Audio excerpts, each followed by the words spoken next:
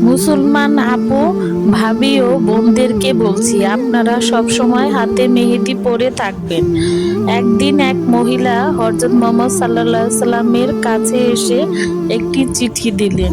সেই মহিলার হাতে কোনো মেহেদি ছিল না।